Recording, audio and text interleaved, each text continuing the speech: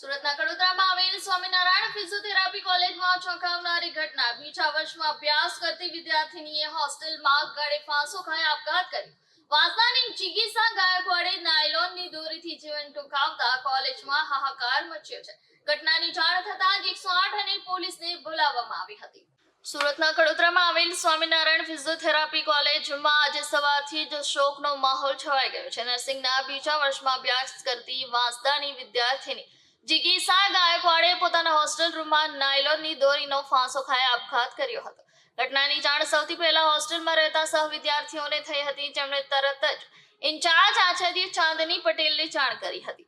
આચાર્યની જાણ કરતા જ 108 ઇમરજન્સી ટીમ તાત્કાલિક ઘટના સ્થળે પહોંચી, પરંતુ તપાસ કરતા જિગીસાને તુરંત જ મૃત જાહેર કરવામાં આવી. મૃત જાહેર થતાં જ કડોદરા પોલીસ અને પરિવારજનોને જાણ કરાઈ હતી. હાલ વિદ્યાર્થીનીએ કઈ પરિસ્થિતિમાં આ અતિશય પગલું ભર્યું તેનું કારણ અકબંધ છે. પોલીસ ટીમે રૂમનો મહેસૂલ લઈ તપાસનો ધમધમાટ શરૂ કર્યો છે. નારાયણ મોરીદેવ નર્સિંગ કોલેજ કડોદરા, આપણે હનુમાનજીના મંદિરની બાજુમાં. હું નર્સિંગ કોલેજની અંદર ઇન્ચાર્જ પ્રિન્સિપલ તરીકે કાર્યરત છું. અમારી નર્સિંગ કોલેજની અંદર જે હોસ્ટેલમાં જીએનએમ સેકન્ડ યર નર્સિંગની અંદર વિદ્યાર્થીની છે, જે આજ રોજ રજા પર હતી, તેથી હોસ્ટેલમાં હતી સવારથી.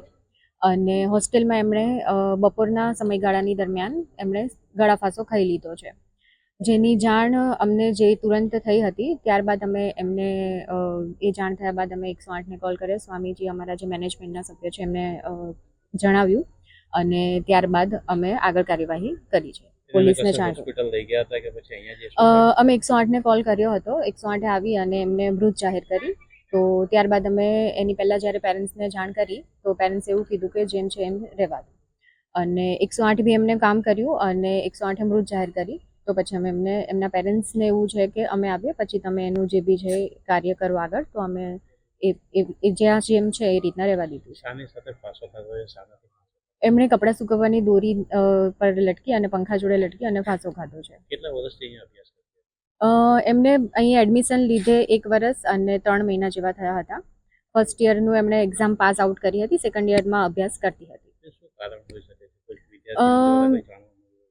વિદ્યાર્થીઓ પાસે, એના ફ્રેન્ડ્સ પાસે અને અમારા સ્ટાફ પાસે અમે જાણીએ છીએ ત્યાં સુધી એ છોકરી બહુ ડાહી છોકરી હતી અને એમની કોઈ બીજી સંસ્થામાં કે અમારા કોલેજમાં લઈને કોઈ આડકતરી કોઈ મગજમારી નહીં હતી. એની હોસ્ટેલમાં એમના રૂમમેટ જોડે કોઈ મગજમારી હતી. એ બધા જોડે થોડું ઓછું વાત કરતી હતી.